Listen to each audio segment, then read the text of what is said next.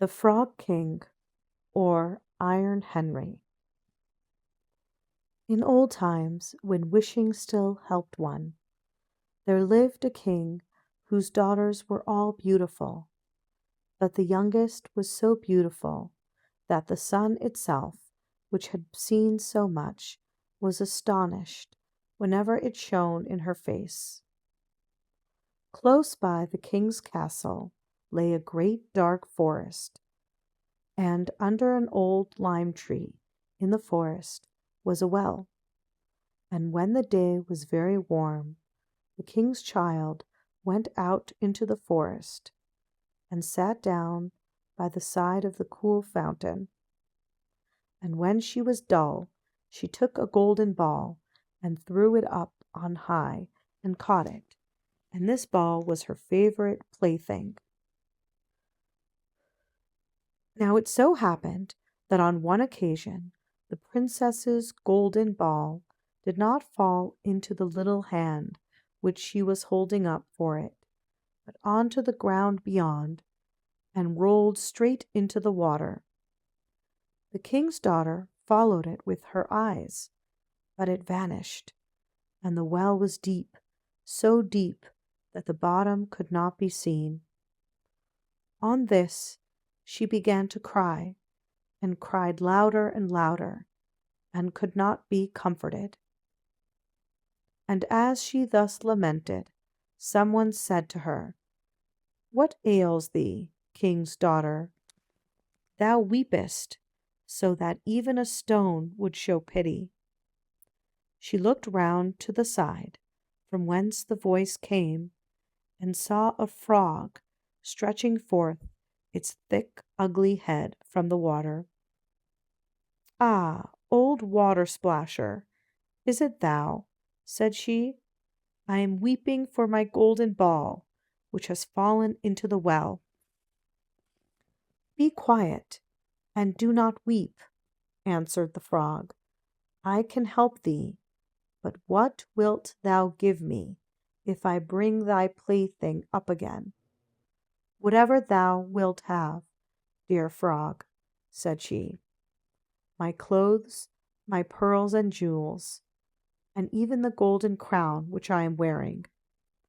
The frog answered, "I do not care for thy clothes, thy pearls and jewels, or thy golden crown, but if thou wilt love me, let me be thy companion and playfellow, and sit by thee at thy little table, and eat off thy little golden plate, and drink out of thy little cup, and sleep in thy little bed. If thou wilt promise me this, I will go down below and bring thee thy golden ball up again." "Oh, yes," said she, "I promise thee all thou wishest, if thou wilt but bring me my ball back again." She, however, thought, "How the silly frog does talk! He lives in the water with the other frogs, and croaks, and can be no companion to any human being." But the frog, when he had received this promise, put his head into the water, and sank down, and in a short while came swimming up again with the ball in his mouth, and threw it on the grass. The king's daughter was delighted to see her pretty plaything once more, and picked it up and ran away with it. "Wait, wait," said the frog, "take me with thee. I can't run as thou canst." But what did it avail him to scream his croak, croak after her as loudly as he could? She did not listen to it, but ran home and soon forgot the poor frog, who was forced to go back into his well again. The next day, when she had seated herself at table with the king and all the courtiers, and was eating from her little golden plate, something came creeping, splish, splash, splish, splash, up the marble staircase. And when it had got to the top, it knocked at the door and cried, "Princess, youngest princess, open the door for me." She ran to see who was outside, But when she opened the door, there sat the frog in front of it.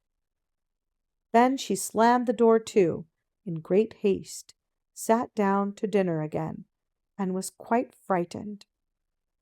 The king saw plainly that her heart was beating violently, and said, "My child, what art thou so afraid of? Is there perchance a giant outside, who wants to carry thee away?" "Ah, no," replied she, "it is no giant, but a disgusting frog." "What does a frog want with thee?" "Ah, dear father, yesterday, as I was in the forest, sitting by the well, playing, my golden ball fell into the water, and because I cried so, the frog brought it out again for me. And because he so insisted, I promised him he should be my companion, but I never thought he would be able to come out of his water. Now he is outside there, and wants to come in to me." In the meantime, it knocked a second time, and cried, "Princess, youngest princess, open the door for me. Dost thou not know what thou saidst to me yesterday by the cool waters of the fountain? Princess, youngest princess, open the door for me." Then said the king, "That which thou hast promised must thou perform. Go and let him in." She went and opened the door, and the frog hopped in and followed her, step by step, to her chair. There he sat and cried, "Lift me up beside thee." She delayed until at last the king commanded her to do it. When the frog was once on the chair, he wanted to be on the table, and when he was on the table, he said, "Now push thy little golden plate nearer to me, that we may eat together." She did this, but it was easy to see that she did not do it willingly. The frog enjoyed what he ate, but almost every mouthful she took choked her. At length he said, "I have eaten and am satisfied. Now I am tired. Carry me into thy little room, and make thy little silken bed ready, and we will both lie down and go to sleep." The king's daughter began to cry, for she was afraid of the cold frog, which she did not like to touch, and which was now to sleep in her pretty clean little bed. But the king grew angry, and said, "He who helped thee when thou wert in trouble ought not afterwards to be despised by thee." So she took hold of the frog with 2 fingers, carried him upstairs, and put him in a corner. But when she was in bed, he crept to her and said, "I'm tired. I want to sleep as well as thou. Lift me up, or I will tell thy father." Then she was terribly angry, and took him up and threw him with all her might against the wall. "Now thou wilt be quiet, odious frog," said she. But when he fell down, he was no frog, but a king's son with beautiful kind eyes. He, by her father's will, was now her dear companion and husband. Then he told her how he had been bewitched by a wicked witch, and how no one could have delivered him from the well but herself, and that tomorrow they would go together into his kingdom. Then they went to sleep, and next morning when the sun awoke them, the carriage came driving up with 8 white horses, which had white ostrich feathers on their heads, and were harnessed with golden chains, and behind stood the young king's servant, Faithful Henry.